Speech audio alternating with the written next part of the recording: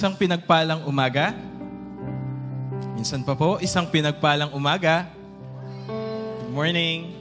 Sa lahat po ng mga narito sa ating pong sanctuary, maging sa mga naka-tune in po online sa kanilang tahanan, and maybe sa ating pong mga first time na makakarinig ng pangangaral ng salita ng ating Panginoon, welcome po to Christ in You. We are a church that envisions Christ in every heart. Nais po nating makitang naghahari ang Panginoong Yesus sa puso ng bawat tao. Ngayong umaga pong ito, bago po tayo sumamba sa ating Panginoon, napakahalaga na basahin po muna natin ang kanyang salita. Inaanyayahan ko po ang lahat na tayo po ay tumayo bilang paggalang sa salita, sa pagbabasa ng salita ng ating Panginoon. Samahan niyo po akong magbuklat ng inyong mga Biblia sa aklat po ng Efeso, Kabanata 2, talata 1 hanggang 10. Efeso, Kabanata 2, talata 1 hanggang 10. Thank you, Jesus. Atin pong basahin ang salita ng Panginoon ng mayroong conviction at ng mayroong kapangyarihan. Hayaan po ninyo na basahin ko sa wikang Ingles ang Ephesians chapter 2, verse 1 to 10. Sabi po ng verse 1, "And you were dead in your trespasses and sins, in which you previously lived according to the ways of this world, according to the ruler of the power of the air, the spirit now working in the disobedient. We too all previously lived among them in our fleshly desires, carrying out the inclinations of our flesh and thoughts. And we were by nature children under wrath, as the others were also. But God, who is rich in mercy, because of His great love that He had for us, made us alive with Christ, even though we were dead in our trespasses. You are saved by grace. He also raised us up with Him and seated us with Him in the heavens in Christ Jesus, so that in the coming ages He might display the immeasurable riches of His grace through His kindness to us in Christ Jesus. For you are saved by grace through faith, and this is not from yourselves, it is God's gift. Not from works, so that no one can boast. For we are His workmanship, created in Christ Jesus for good works, which God prepared ahead of time for us to do." God bless the reading of His word. Tayo po ay manalangin. Thank you, Lord. Thank you, Jesus. Panginoon, papasalamat po kami sa inyo pong kabutihan sa aming mga buhay. Bagamat, Panginoon, ang bawat isa po sa amin ay hindi karapat-dapat, kami po, Panginoon, ay inyo pong minahal. Doon po sa panahon na kami po ay patay dahil sa aming pagsuway at pagkakasala, kami po, Panginoon, ay inyong tinanggap. Binigyan, Panginoon, ng regalo ng kaligtasan dahil sa ginawa ng aming Panginoong Yesus sa krus ng Kalbaryo. Kami po ngayon ay buhay sa inyo pong presensya. Kaya po, Panginoon, sa lahat po ng aking mga kapatid na narito ngayong umagang ito, nakahanda sila na buksan ang kanilang mga puso bilang pasasalamat, Panginoon, sa inyong ginawa sa aming mga buhay. Bilang pasasalamat, Panginoon, sa inyong dakilang pag-ibig sa bawat isa po sa amin. Panginoon, ngayong umagang ito, nais po naming mabigay yung pinakamainam naming pagsamba, pagpuri, pagluwalhati sa dakila po ninyong pangalan. Ngayong umagang ito, Panginoon, lahat po ng aking mga kapatid na nanghihina, sapat ang iyong biyaya, Panginoon. Sa lahat ng aking mga kapatid, Panginoon, na nangangailangan ng kalakasan, sa lahat ng aking mga kapatid, Panginoon, na humihingi ng sumpong ng kagalingan, kayo po ang tutugon sa kanila. Sa lahat, Panginoon, ng aking mga kapatid, na maari ngayon pa lamang sila nakarinig ng inyo pong pangangaral, ng inyong salita. Amin pong panalangin, Panginoon, na maranasan nga po nila ang inyo pong dakilang pag-ibig sa bawat isa po sa amin. At sa lahat, Panginoon, ng uhaw sa inyo pong presensya, sila po ay mapupuspos at sila ay mapupuno. Maluwalhati ka, maparangalan ka, madakila ka sa aming pag-awit at pagsamba. Maingat po naming binabalik sa iyo ang lahat ng papuri, parangal at pagsamba sa tanging pangalan ng aming Panginoong Yesus. Tayo pong lahat ay magsabi ng malakas na Amen. Amen. Praise God. Because of His love, because of His grace, we have been saved. Amen po ba? And that is why He calls us friend. Kaya sa oras na ito, let us rejoice at patuloy po nating purihin ang ating Panginoon. Amen? Sige po, purihin natin ang Diyos. Hallelujah!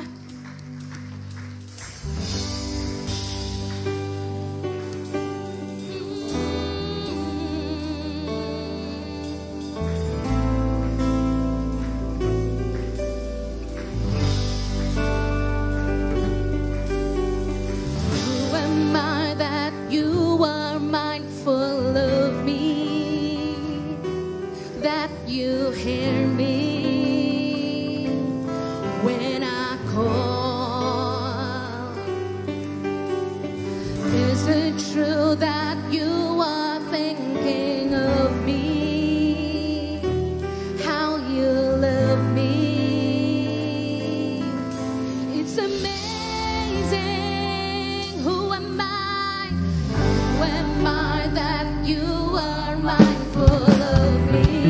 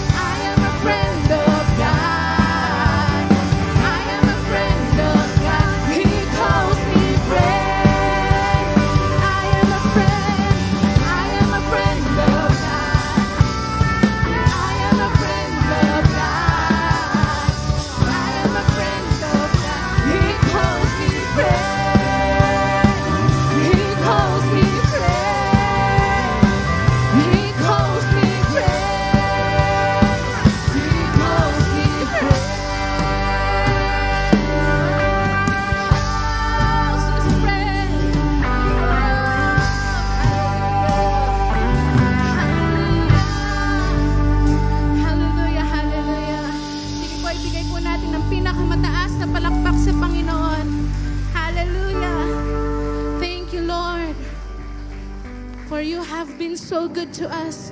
You have been faithful to us, Lord. Because of your love and your grace, we are here, O God, standing in front of you, lifting our voices unto you, Lord. Hallelujah. Come on, church. Let us give thanks to our God. Thank you for your goodness, for your mercy, Lord, for your forgiveness. Thank you, Lord.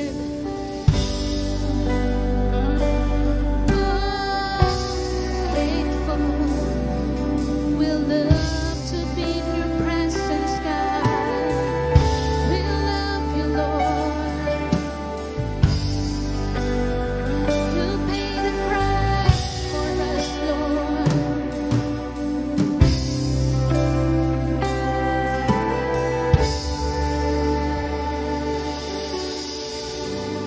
I call you faithful for the promises you've kept and every need you've met. Lord, I'm so grateful. You were with me every step, and I never will forget. When I think of how you've blessed me, how your hand has never let me go, never let me go.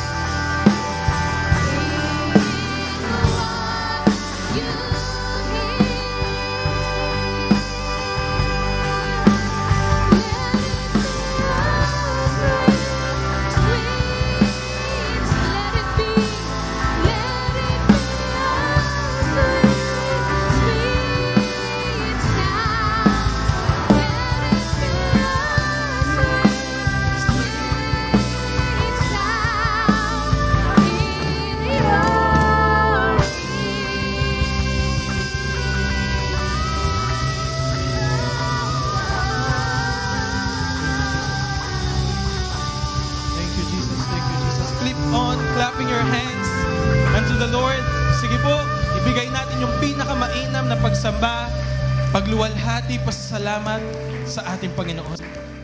Saan pa po malakas na palakpak sa Panginoon na buhay. Thank you, Jesus. Thank you, Jesus. Thank you, Jesus. Napakasarap na magpuri, sumamba sa ating Panginoon sapagkat ramdam na ramdam natin yung kanyang pag-ibig. Amen? Lahat po ng nakakaramdam sa pag-ibig ng ating Panginoon, magsabi po ng malakas na Amen. At dahil nararamdaman po natin ang pag-ibig ng Panginoon, pwede po ba nating ibahagi sa ating kapatid ang pag-ibig na ating nararamdaman? Let us roam around and let's greet one another with the love of God. This is the day that the Lord has made. We will rejoice and be glad in it. This is the day that the Lord has made. We will rejoice and be glad in it. Rejoice in the Lord. Rejoice in the Lord.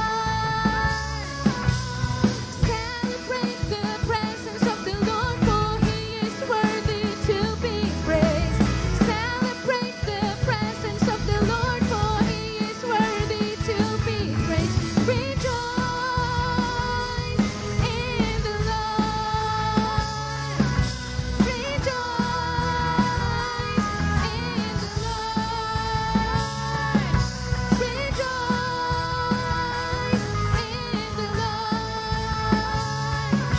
Rejoice in the Lord.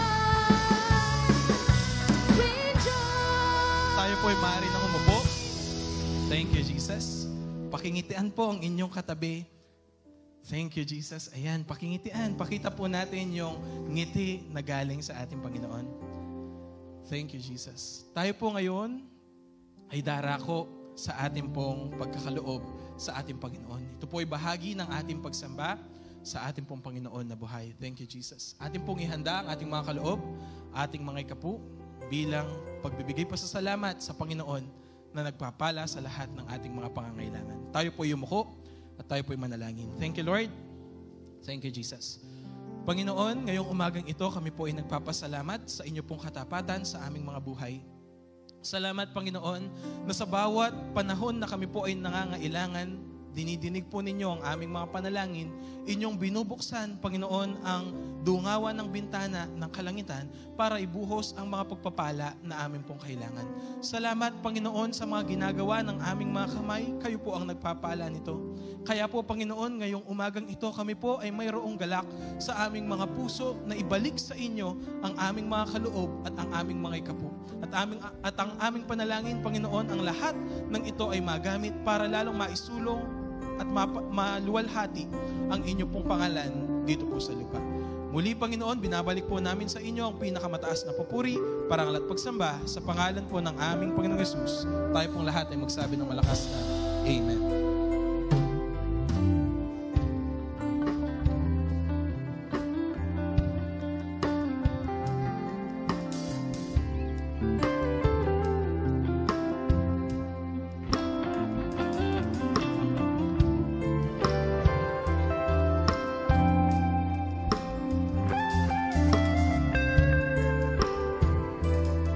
Thank you, Jesus. Thank you, Jesus. Thank you, Jesus. Thank you, Jesus. Tayo po ngayon ay darako sa ating pong mga announcement. Atin po munang panoorin ang video ng ating pong Youth Radicals. Hi Radicals, this is Pastor Phil Francisco. I can't wait to see you this coming Saturday and talk about resolve. What is and how can such thing result in revival?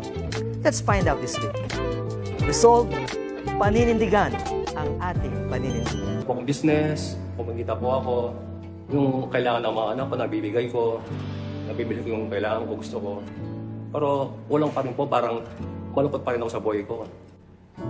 Nung nag-encounter po ako, lalo pong lumalim yung aking pananampalataya kay Jesus. Niya pong ipayo ang krus. Siya po ang nandoon para tubusin tayo sa ating mga kasalanan, sa ating mga kahihiyan. Kaya lalo ko pong napamahal sa Kanya. Sabi ko minsan sa sarili ko, paano kita makapasalamatan ako, sabi ko, Lord. Siguro sapat na bang mahalin kita at magsilbing kita habang buhay?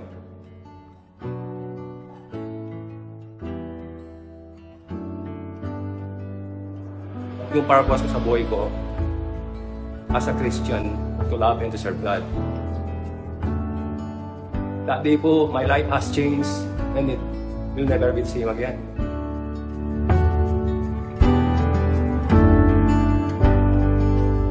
Nung na-encounter ko na po si Lord, grabe po yung grace na binigay niya. Akala ko po noon hindi ako deserving maglingkod kay Lord kasi isa po ako sa mga makasalanan. Pero hindi pala. Lalo akong tinatawag ni Lord. Minsan naisip ko sa sarili ko, sabi ko, Nay, magsangkan ka mo yata. Pero hindi, iba talaga. Iba yung ginagawa ko noon na hindi ko na ginagawa ngayon.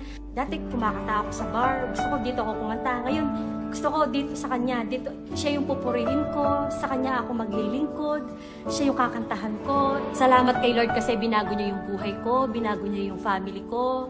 Magkakasama po kami naglilingkod kay Lord.